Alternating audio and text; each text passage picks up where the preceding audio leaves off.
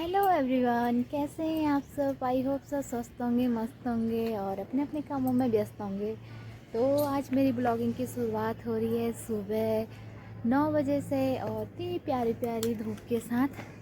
देखो कितनी अच्छी प्यारी सी धूप खिली हुई है। अभी मैं आ चुकी हूँ छत पे और छत पे आंखें बंद हो रही है धूप की वजह से मेरी, तो इसलिए से दिख नहीं रहा है ज़्यादा।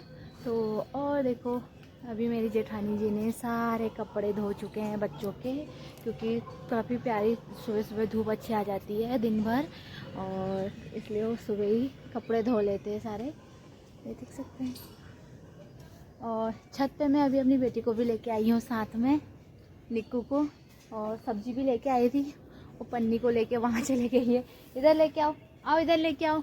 मैं लेके आई थी बीन्स को भी साफ़ कर लेती हूँ साथ साथ में।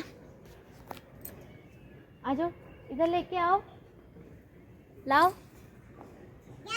लाओ इधर लेके आओ। और आप देख सकते हैं हमारी क्यारियों का हाल, ये देखिए। और अभी मेरी जेठानी जी ने इसमें धनिया बो रखा है, इसमें भी और इसमें भी धनिया बो रखा है। ऊपर इसलिए रखा है मेरी बेटी की वजह से, क्योंकि ये नीचे सारे मिट्टी को हाथ से ऐसे खोद देती है, सब सारा ख़राब कर देती है इस वजह से। और आपको अपने पड़ोसियों को भी किचन गार्डन दिखाती हूँ। उन्होंने भी काफ़ी पेड़ पौधे लगाए हुए हैं और बहुत सारे साग सब्जियाँ बो रखी हैं। तो सर्दियों के मौसम में साग सब्जी काफ़ी अच्छी हो जाती है। और इसने देखो सारा फेंक दिया है वहाँ पे मेरे वीडियो बनाने के चक्कर में इसने सब्जी का ऐसा हल कर दिया ये देखो। तो पहले सब्जी को साफ़ वगैरह कर लेती हूँ, बीन लेती हूँ, फिर जाके मैं से आ जाओ यहाँ पे, आ जाओ यहाँ पे बैठेंगे, आओ हेलो कर दो सबको, हेलो कर दो तो मैं जय कर दो सबको, जय कर दो। जय भी करती है ये, मतलब बच्चों को धीरे धीरे हम छोटी छोटी चीज़ें एक एक करके सिखाते हैं, तो बच्चे ऐसी उम्र में जल्दी कैप्चर करते हैं चीज़ों को। तो ये तो चलो सब्जी साफ कर लेते हैं पहले। तो हमें आज आना था हॉस्पिटल और हम हॉस्पिटल आ चुके हैं रेडी होके खाना वाना खा के। तो सासू जी को भी दिखाना था और अपनी बेटी को भी दिखाना था, तो हमें थोड़ी लेट हो गई थी घर ही से, क्योंकि पता नहीं था इतना, तो उस वजह से हम घर से लेट हो गए थे थोड़ी बहुत। और हम जा रहे थे सासू जी को दिखाने के लिए। तो अभी तो हम रास्ता लगे हुए हैं बेसमेंट से ही। और मेरी बेटी का तो नंबर आज नहीं आया, क्योंकि आज उसकी फिर से वैक्सीन ख़त्म हो गई थी। फिर से हमने आज न्यू डेट ली है और काफ़ी दिक्कत होती है, रोज़ रोज़ हमारा हर्जा हो जा रहा है। बिल्कुल भी मतलब समझ ही नहीं आता यार, यहाँ पे आके ना कुछ बोल देते हैं डॉक्टर कि आज ऐसा हो गया, कल वैसा हो गया। फिर मैं सासू जी को बोली कि आपका नंबर आ गया है, आप तो जल्दी जल्दी चलो। और इधर सारे दुकानें लगी थी मेडिकल की, तो जिन्होंने दिखा लिया था वो तो यहाँ से सारी दवाइयाँ ले रही थी, पर सासू जी का नंबर शायद मैं दूसरे वार्ड में आ चुका था, क्योंकि इनको दूसरी जगह दिखाना था और बेटी को दूसरी जगह दिखाना था। तो वहाँ पर देवर जी ने लगा दिया था नंबर, तो हमें जल्दी जल्दी जाना था। और हमें रोड क्रॉस करने के लिए बहुत ज़्यादा घूम के जाना पड़ता है, तो हम इस साइड से घूम के आए। तो यहाँ पे काफ़ी भीड़ भी थी, और भीड़ में तो काफ़ी डर लगती है भाई ब्लॉगिंग करने के लिए, क्योंकि यहाँ पे ऐसा होता है कि हाथ से ही फ़ोन लेके भाग जाते हैं, तो मुझे काफ़ी डर भी लग रहा था। तो फिर भी मैंने फ़ोन टाइट से पकड़ा हुआ था। और फिर हम यहाँ पर से आके ना कंफ्यूज हो गए कि यार अब कहाँ को जाए, यहाँ पे से तो आ गए और समझ में ही नहीं आ रहा था। फिर हस्बैंड जी बोले कि ये वाला रास्ता नहीं है, दूसरे रास्ते से चलो। फिर हम आ चुके थे सप्ताजन हॉस्पिटल में, क्योंकि इनको यहीं पर दिखाना था हमें, और इनका ओपीडी में नंबर आ चुका था। फिर हमने देवर जी को बोल दिया था कि आप उनकी जगह पर किसी और को भेज दो तब तक, और हम आ रहे हैं। तो हम ऑटो वाले को बोले तो सीधा ढाक से देखो 300 रुपये बोला है। 10 कदम के 10 कदम चलने पे 150-250 रुपये बोलते हैं ये लोग, मतलब कुछ सोच समझ के भी नहीं बोलते। तो फिर हमने सोचा इससे अच्छा तो हम पैदल ही चले जाएंगे, वॉक भी हो जाती है साथ में और बाहर का एरिया भी दिख जाता है, सासू जी को भी दिखा देंगे इधर उधर को। तो हम लगे थे रास्ता, बस आ ही गया था पास में एम्स के पास में ही है सफदरजंग हॉस्पिटल भी, तो उनका नंबर आ चुका था यहाँ पे। और पता नहीं बेटी का क्या हो गया था, टोपी छूटने लगी थी पीछे को तो सासू जी ने पकड़ लिया था। और बाहर भी बहुत काफ़ी ठंड हो रही थी भाई, बहुत ज़्यादा। और हम लाइन के अंदर चले जा रहे थे, हम अंदर घुस गए थे। तो यहाँ पे भी नंबर लगाने में ना काफ़ी प्रॉब्लम आती है। वैसे मैं यहाँ पे पहले कभी आई हुई नहीं हूँ, क्योंकि कभी ऐसा मौका भी नहीं मिला यहाँ आने का। और भाई होना भी नहीं चाहिए, हॉस्पिटल के चक्कर तो कम ही लगे इतना उतना ही अच्छा है। तो यहाँ पे जब मेरे पापा एडमिट हुए थे तो मैं आई थी यहाँ पे, तो तभी मैंने यहाँ का थोड़ा बहुत एरिया देखा था और इधर का रास्ता देखा हुआ था। तो अभी मैं दूसरी बार आ रही हूँ। और एम्स में तो आती रहती हूँ अपनी बेटी को लेके, मतलब 2-3 साल से। और सफदरजंग मैंने नहीं देखा हुआ था, पहले से बोलते थे काफ़ी भीड़ होती है ये वो लोग। तो आज देख लिया है इस तरीके से, सब अपने पेशेंट के साथ आए हुए होते हैं, तो अंदर तो बैठने नहीं देते इन लोगों को। तो सब ऐसे ही अपना बोरिया बिस्तरा लेके सब साइड में, रात के लिए ठहरने के लिए जगह नहीं होती तो बाहर आके सब ऐसे बैठ जाते हैं। क्योंकि आजकल सर्दियों के दिन भी है ना, तो काफ़ी दिक्कत होती है। और यहाँ पे आके मेरी सासू जी का झटपट नंबर भी आ गया था और उनका वेट लिया जा रहा था और हाइट। तो हस्बैंड जी ने बोला कि चलो अंदर चलो, तो फिर चले गई थी और उनका वेट वगैरह हो रहा था यहाँ पे। अच्छा हुआ आते ही जल्दी से उनका नंबर लग गया था और हमें वेट भी नहीं करना पड़ा। और वरना वेट करने के लिए बाप रे, देखो कितने सारे लोग पीछे से बैठे हुए हैं। यहाँ पे थोड़ा सा देवर जी ने पहले जल्दी कर दिया था तो हमारा नंबर आ गया। नंबर आने से ना बड़ी आसानी हो जाती है, मतलब ये होता है कि वेट नहीं करना पड़ता है, बच्चों के साथ दिक्कत होती है। और फिर हस्बैंड जी बाहर आ गए थे, हम दो बैठे हुए थे ऐसे गप्पे सप्पे कर रहे थे, बातें कर रहे थे। बोल रहे थे मेरे को भी ब्लॉगिंग में ले रही है क्या, मैंने बोला तो क्या हो गया, तो हंस रहे थे फिर।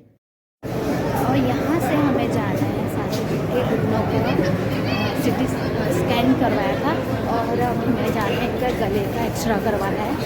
तो अभी हम लग गए हैं रास्ते दूसरे ओपीडी में।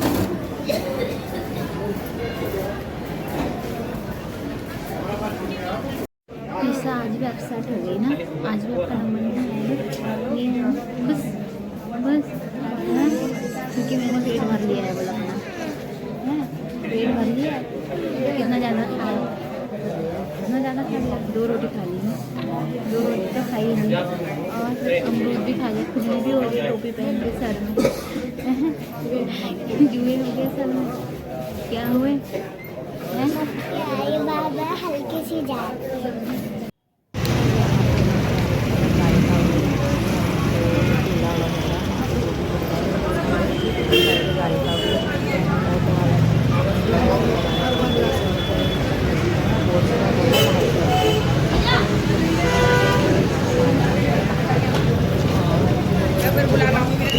अभी हम घर पे पहुंच चुके हैं और सासू जी मैं भी घर पे हम पहुंच चुके हैं। सासू जी उनका तो हो चुका था, तो अभी फाइनली हम घर पे पहुंच चुके हैं। उनका तो नंबर भी आ चुका था, दोनों टेस्ट आराम से हो गए थे। बट मेरी बेटी का ही नहीं हो पाया, कुकू का नहीं हो पाया, क्योंकि आज भी वहाँ पे एक जो उसको वैक्सीन लगनी थी और जिसका टेस्ट होना था वो दवाई बिल्कुल नहीं थी 2 दिन से। पिछली बार भी हम जो लिया था हमने डेट, उस पर भी नहीं मिला, इस बार भी नहीं मिला। अब नेक्स्ट 4 को देखा है, तो पता नहीं अब क्या होने वाला है। तो देखते हैं आगे को, 4 तारीख को जाके पहले जाके पता करना पड़ेगा, तभी हम जाएंगे अगली बार। अब क्योंकि खाली जाके ना बहुत हर्जा हो जाता है। और देखो कबूतर आया था, भाग गया भाग गया। अब मैं जाती हूँ, मेरी बेटी है ऊपर जेठानी के घर पे, तो अभी मैं जाती हूँ उसको अब, क्योंकि उसको दूध भी देना होता है, भूख भी लग गई होगी और मम्मी मम्मी कह रही थी कब से, तो अभी जाती हूँ। तो मुझे हॉस्पिटल से आके बिल्कुल समझ नहीं आ रहा था कि मैं क्या बनाऊँ, तो मैंने सोचा क्यों नहीं मूली के पराठे बना दूँ, क्योंकि दिन में आजकल चावल खाने को तो मन कर नहीं रहा, इसलिए मैंने थोड़ा सा 1-2 मूली कस के रख दिए हैं, यहाँ पे कोल के रख दिए हैं, और वो भी इसमें कद्दूकस में। तो कद्दूकस में काफ़ी अच्छा होता है, और आजकल जुकाम वगैरह काफ़ी लगा हुआ है, तो मूली के पराठे काफ़ी सेहत के लिए काफ़ी अच्छे होते हैं। और दिन में तो आजकल बिल्कुल चावल खाने को मन नहीं कर रहा है सर्दियों में, क्योंकि 9-10 बजे तो हमारा वैसे भी नाश्ता ही होता है। तो वैसे तो आज हम हॉस्पिटल चले गए थे, हॉस्पिटल से लगभग हम 11 बजे घर पे पहुंच गए थे। वहाँ से आने के बाद ना फिर चाय वगैरह पीने से फिर समझ में नहीं आ रहा था मैं क्या बनाऊँ, तो मैं आज मूली के पराठे बना रही हूँ। और अब तो तैयारी हो रही है। और यहाँ पे मैंने शादी में सुबह आज दूध गर्म करना भूल गई थी, तो अभी दूध गर्म करने के लिए मैंने रखा हुआ है। और साथ ही मैंने छोले भी भिगो दिए हैं। छोले इसलिए क्योंकि ये सुबह के लिए और अच्छे से भीग जाते हैं, सर्दियों के मौसम में बहुत कम आराम से भीगते हैं। तो मैंने सोचा क्यों नहीं आज मैं दिन में इनको भिगो के रख दूँ और बॉईल करने में भी इजी हो जाता है, 1-2 सीटी में आराम से पक जाते हैं।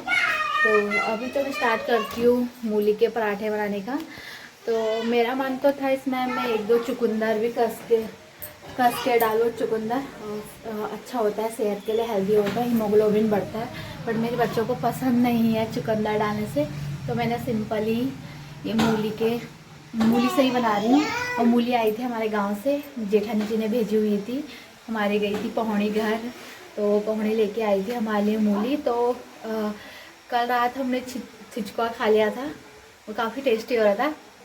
तो आज 1-2 और बचे थे, तो मैंने सोचा कि उससे पराठे बनाए जाए। पराठे भी काफ़ी टेस्टी होते हैं और बच्चे भी आराम से खा लेते हैं। तो अभी मैं बनाती हूँ, अब स्टार्ट करती हूँ मूली के पराठे बनाने स्टार्ट कर लेती हूँ। आटा सुबह का लगा हुआ था, इतना आटा बचा हुआ था क्योंकि हॉस्पिटल जाने की वजह से रोटियाँ भी कम बनाई हमने।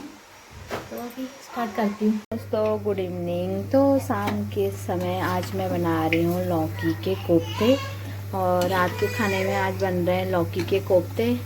लौकी खा खा के बोर हो जाते हैं, तो सोचते हैं कि कभी कभार टेस्ट के लिए लौकी के कोफ्ते बनाए जाए। तो अभी मेरे इतने बन चुके हैं और इतने बनने बाकी हैं। तो अभी कोफ्ते के पकोड़े तो मेरे बन के हो चुके हैं रेडी, यहाँ पे देख सकते हैं आप। और साथ ही इसका मैं मसाला बना रही हूँ प्याज टमाटर का। खड़ा प्याज टमाटर ही काट रखा है मैंने, ग्राइंड नहीं किया हुआ है। ग्राइंड करके बच्चे पसंद नहीं करते, तो बोलते हैं कि खड़ा वाला ही डाला करो, मिर्च मसाला जो भी है प्याज टमाटर। तो मैं इसका ऐसे ही यूज़ करती हूँ। तो अभी तो ये बनके हो चुके हैं रेडी, और इसमें से आधे आधे करके एक करके मेरी बेटी खाते जा रही थी, अभी गई है ऊपर। तो अभी मुझे मार्केट भी जाना है, थोड़ी देर में सामान लेने के लिए जाना है, साग सब्जी वगैरह लेने के लिए। तो मैंने सोचा कि टाइम से बना लेती हूँ। वैसे तो अभी 6 बज रहे हैं शाम के, पर आते आते लेट हो जाती है मार्केट से, तो सोचती हूँ कि बच्चे फिर परेशान करते, इससे अच्छा मैं बना ही लूँ।